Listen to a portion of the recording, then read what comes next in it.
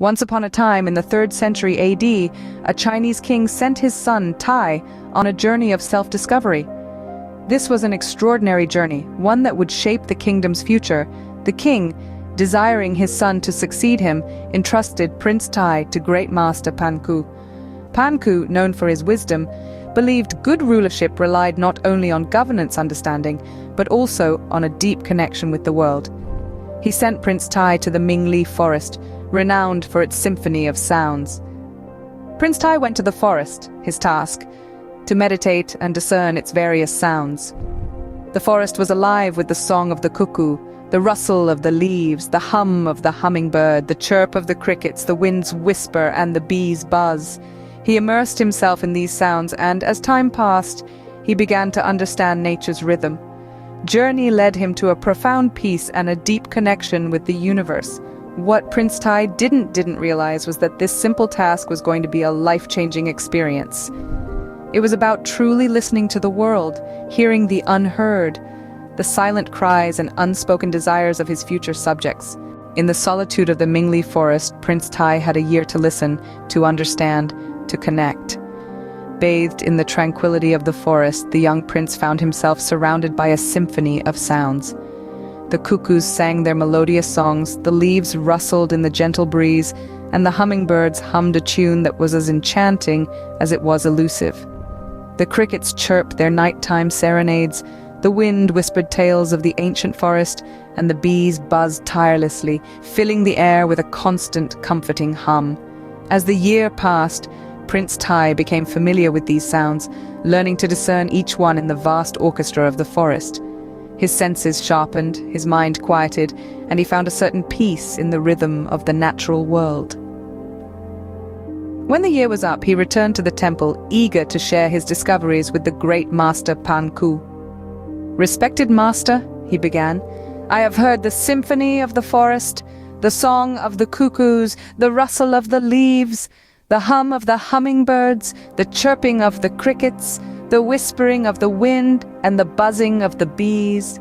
He spoke with a sense of accomplishment, believing he had fulfilled his task. But Pan Ku, wise and inscrutable, simply nodded and ordered the prince to return to the forest for another year. This puzzled Prince Tai, for he believed he had heard all there was to hear. "Have I not discerned every sound and explained everything to the master already?" he wondered. Yet he respected his master's wisdom, and with a heart full of questions, returned to the forest. In the forest, Prince Tai sat alone once again, straining his ears for something new. Days turned into nights, seasons changed, but he heard no new sounds. Yet he did not give up. He continued to listen, to meditate, to connect. With a heart full of questions, Prince Tai returned to the forest, not knowing that this year was going to be different. Back in the forest, Prince Tai was about to discover a whole new world of sounds. At first, the forest was as it had always been. The same bird song, the same rustling leaves, the same humming insects. For days, then weeks, then months, he sat in the same spot, listening, but hearing nothing new.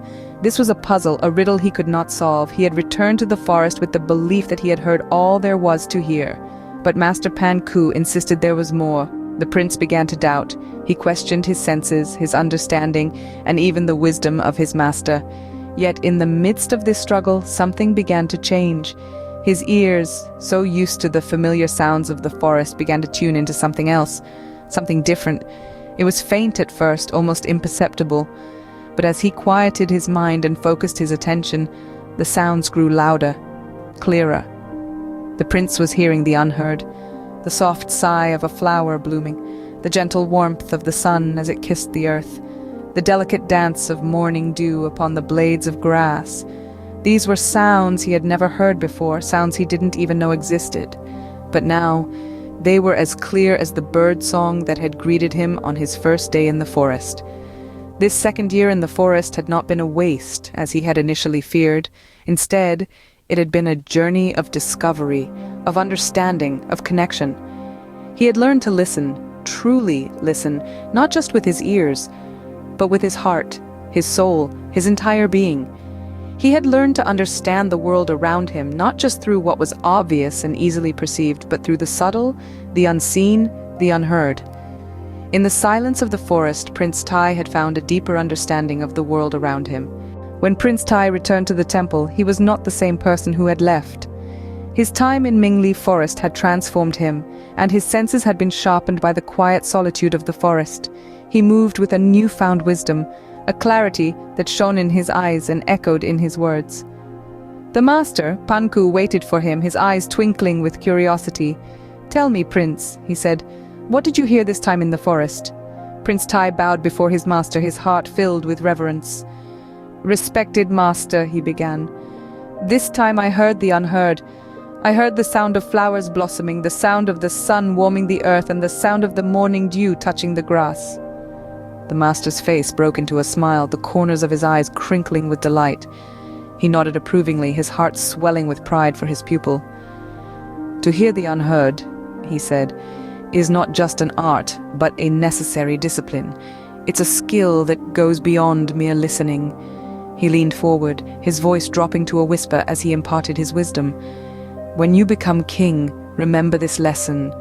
Listen to your people, not just to their words, but to their silence. Hear their unspoken fears, their unvoiced desires, their silent prayers. Listen to the unheard, for that is where the truth often lies." He paused, letting his words sink in. The downfall of kingdoms often begins when rulers become deaf to the unheard. They listen only to the loud voices, ignoring the silent pleas.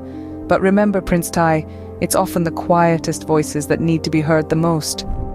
Prince Tai listened to his master's words, each one etching itself into his heart. He understood now the importance of his journey, the significance of his experiences in the forest. He had not just heard the unheard, he had learned to listen. Prince Tai had learned a valuable lesson, one that was essential for his future as a ruler. Prince Tai's story may have happened centuries ago, but its lessons are timeless. Even in a world where technology is at our fingertips and communication is instantaneous, the ability to truly listen remains a skill that is often overlooked and undervalued.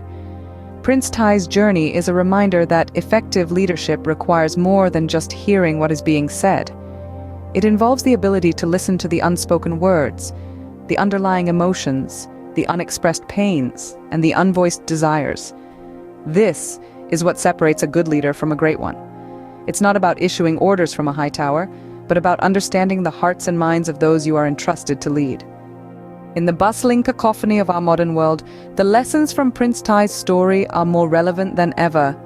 We live in an era where everyone has a platform, where everyone can voice their opinions, but how many of us are really listening? How many of us can hear the unheard? Hearing the unheard means going beyond the superficial. It's about understanding the struggles of the single mother who works 3 jobs to make ends meet, the teenager grappling with questions about his identity, the elderly man who feels forgotten by society. It's about appreciating the silent sacrifices made by healthcare workers, teachers, and countless others who work tirelessly behind the scenes.